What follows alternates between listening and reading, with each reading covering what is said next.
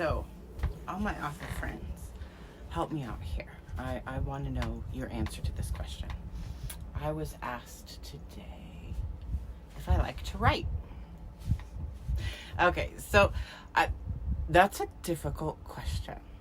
And let me tell you why. So I'm going to take it back, way, way back. When I was a child, I was diagnosed with dyslexia. And I was put on a 504 in the special ed program. Okay, now I'm thankful for that.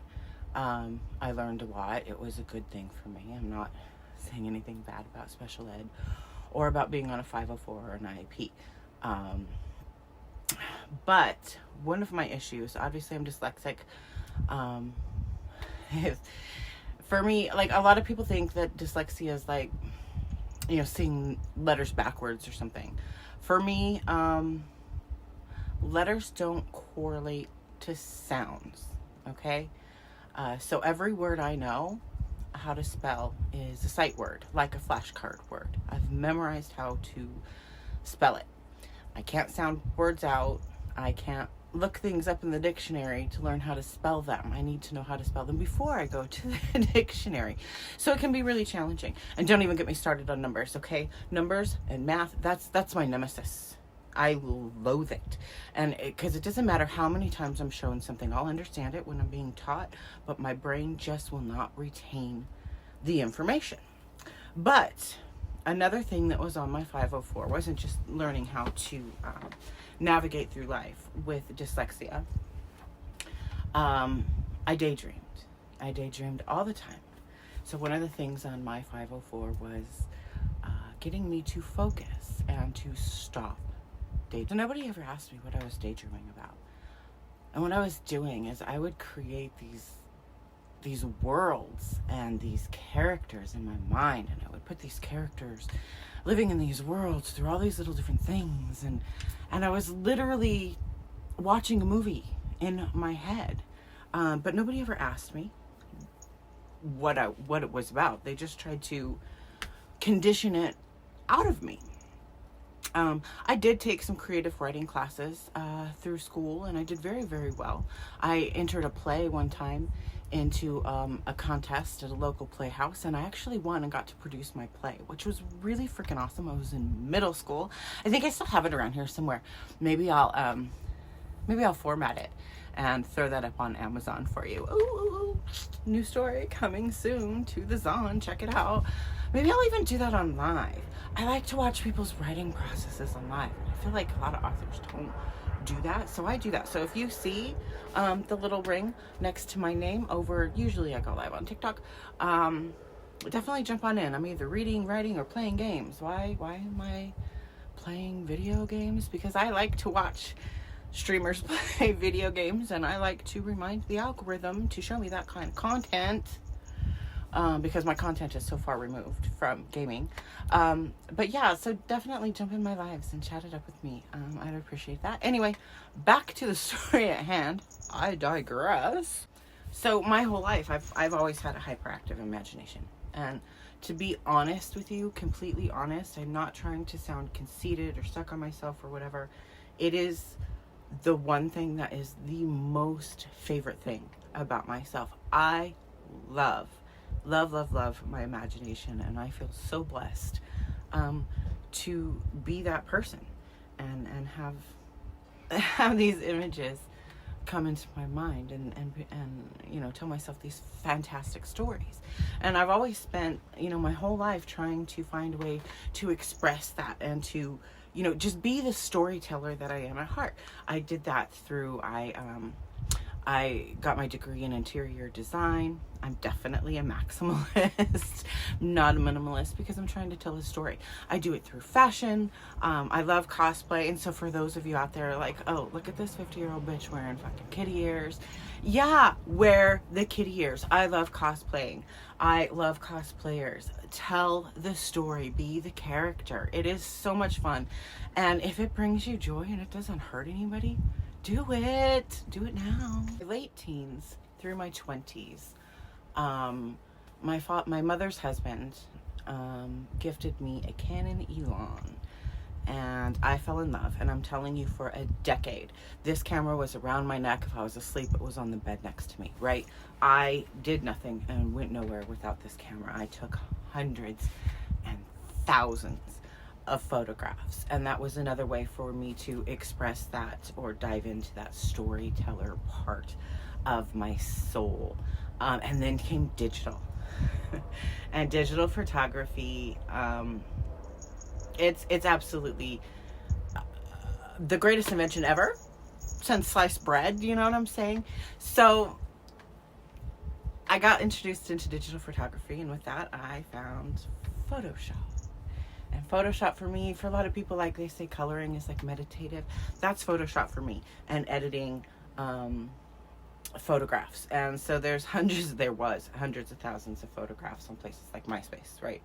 Things that I would just sit down and take an ordinary image and alter it into something else. And so I told stories through my photography by being able to edit them.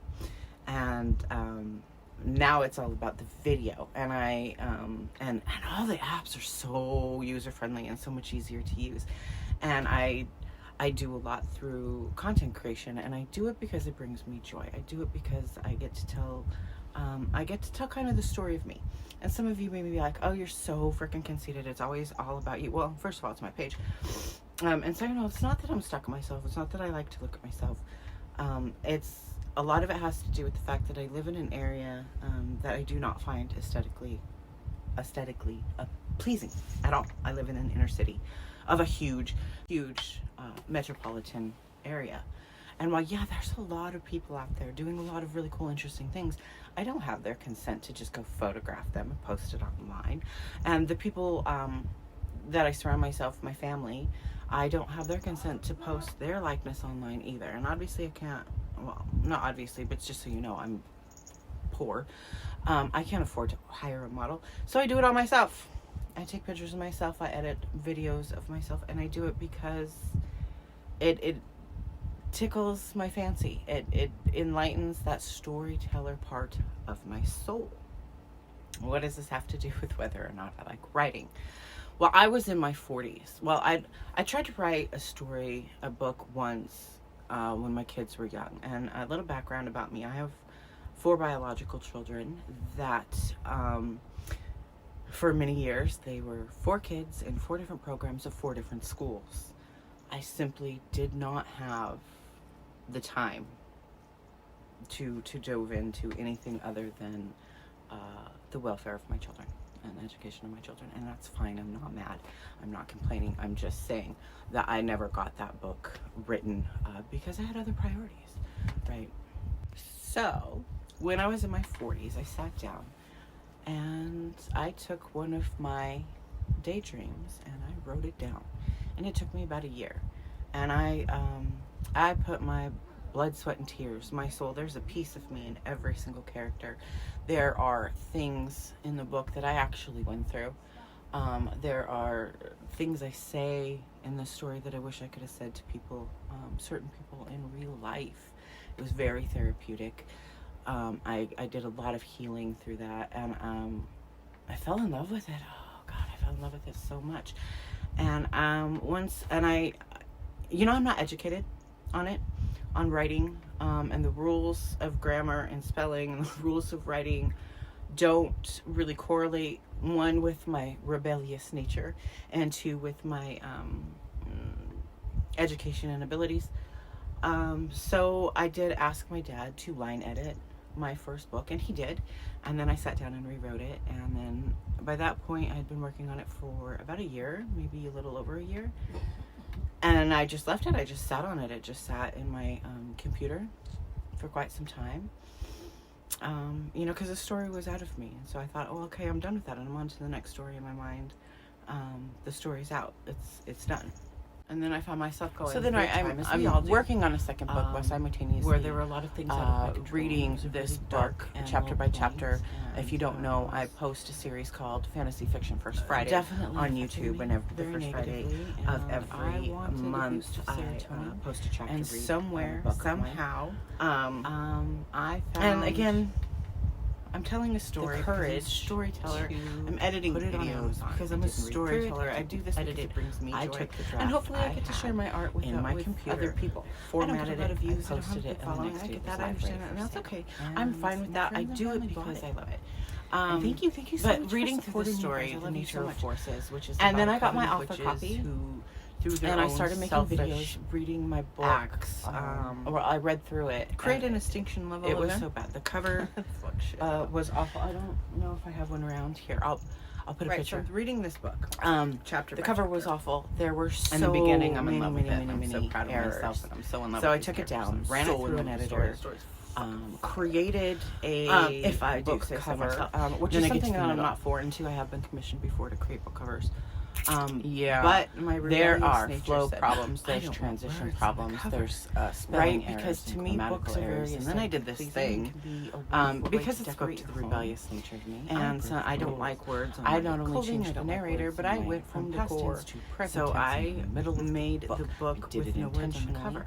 because Right, the and I story love it, follows and I the know history that of it's a not going to sell civilization, right? So with I no went writing from, on like, it. ancient history to modern history. But it's kind And of reading through it, when you hate get a mystery bag from like I Hot hate it. Topic It's or Michael's or embarrassing, something, you don't know. to be what's quite inside. honest with you, and then That's I my get to the story. end of the Right, book, except for and I you fall back can in love, totally and listen listen to me to read the whole thing on YouTube. Anyway, and clips of it there's a on huge TikTok. hard part of that You know what book I'm saying? that But I wish I did have. An I love editor, it because and it editors do brings more me than joy. just correct. And I know like but I there's can a run lot it of through error. editing software. I can correct the grammar mistakes. I can correct the spelling mistakes. But an editor just so much more than that, right? They let you know there's flow problems here, there's transition problems here, this is redundant here, this is I don't understand what's going on there, right? They give you that kind of beta reader feedback.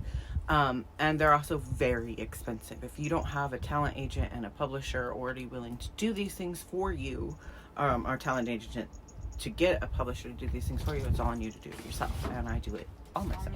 So now I am currently reading, do I have it over here? Nature Forces All About Me. I don't think I have it over here.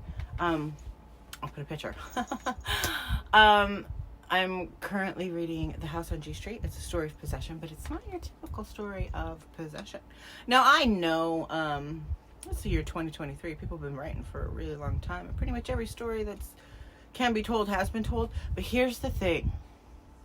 Don't let that stop you, because it hasn't been told by you, and you're what makes it unique. You're what makes it special. You are what makes it compelling. So tell the freaking story.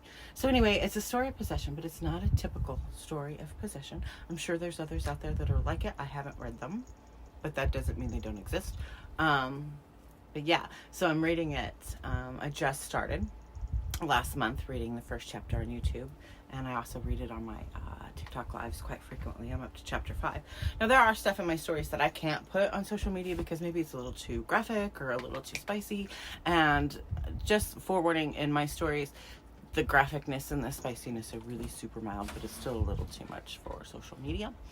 But yeah, when I'm reading it, I'm like, I did that.